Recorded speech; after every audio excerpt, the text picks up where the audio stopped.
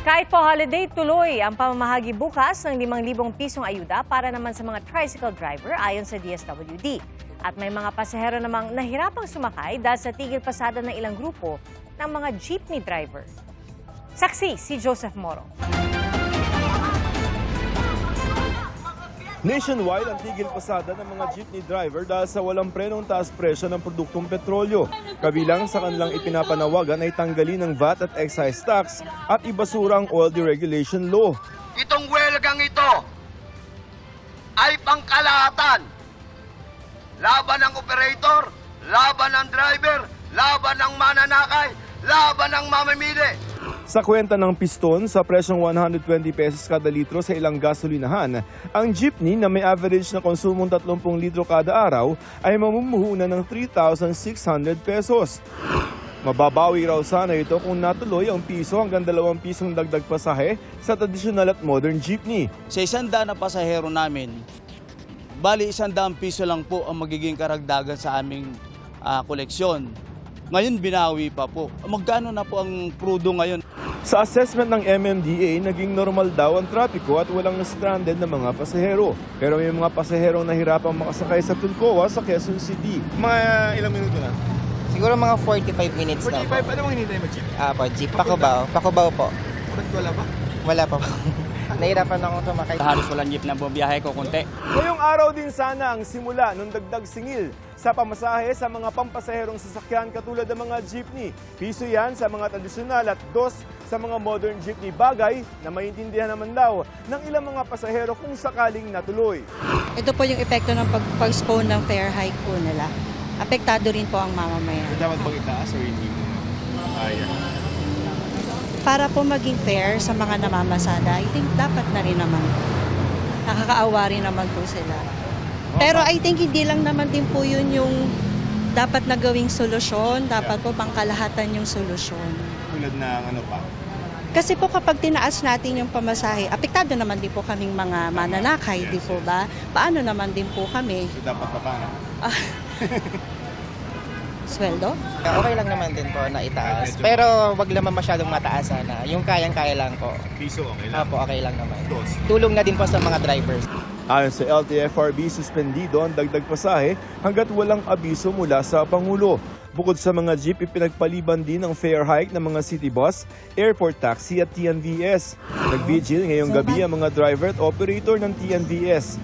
Sabi ng isang P2P bus operator, kailangan na talaga magtaas pamasahe dahil sa nagmamahal nilang gastos. Pero wala naman daw silang magagawa at kailangan tumalima sa utos ng Pangulo. Isa pa sa inaabangan ng mga tsuper ay ang 5,000 pesos na ayuda mula sa gobyerno. Sa susunod na linggo, sisimula ng pamamahagi nito para sa motorcycle taxi riders, TNVS drivers, jeepney drivers at delivery service drivers. Tuloy naman ang pamamahagi ng tulong sa mga tricycle driver kahit holiday bukas. Hindi nila kailangan mangamba kasi bukas meron pa rin tayong continuous payout sa Quezon City. So, masasama naman sila ulit doon.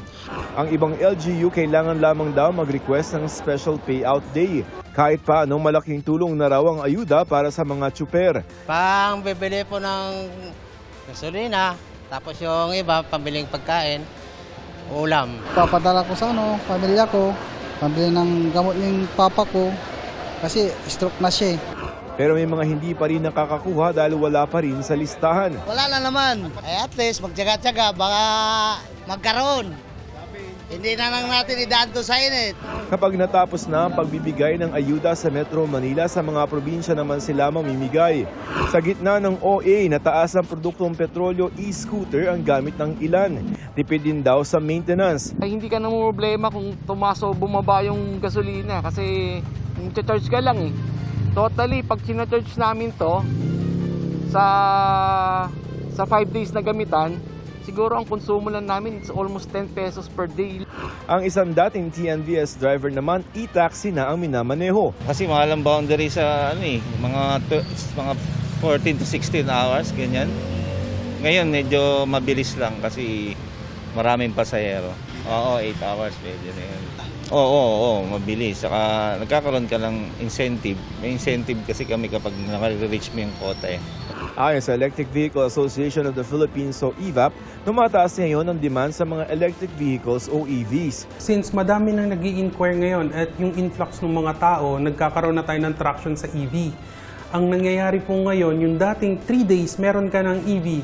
Ngayon sir, pumipila na kami ng around 2 to 3 to 4 weeks. Bago ka magkaroon, sir. Ang problema, mahigit 900 lamang ang public charging stations.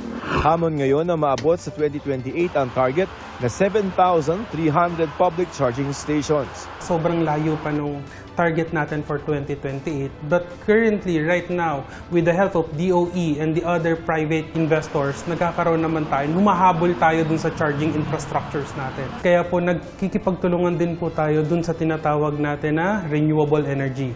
May geothermal po tayo, solar, offshore wind, and yung wind farm. Para sa GMA Integrated News, ako si Joseph Morong, ang inyong saksi.